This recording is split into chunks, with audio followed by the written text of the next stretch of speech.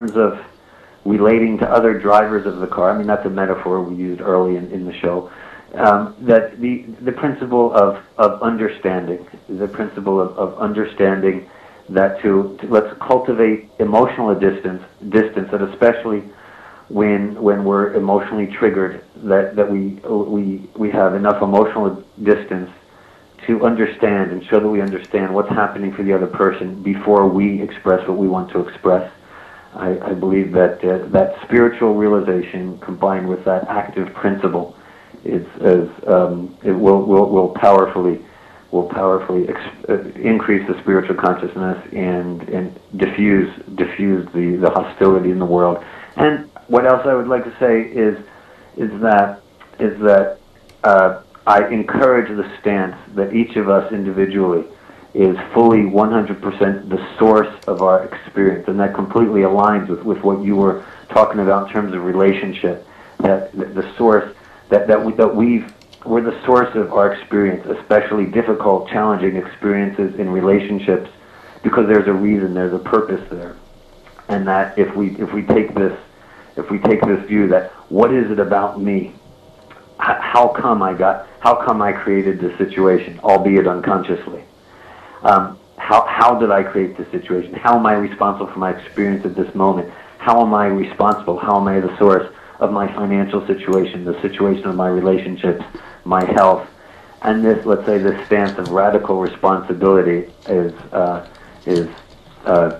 something else that I believe is deeply conducive for re-spiritualizing the world. Wow. Yeah, and I'm just putting a note into one of our chat room that you are one of the best I have ever come across, and that is really true. So I appreciate that, Steve. Thank you sincerely. Yeah, you're very welcome. And I want to thank you for doing the work that you do in the world. I know it makes a huge difference, and I'm sure it makes a difference one person at a time, even that they might be in a group of 20 or 30. So, awesome show.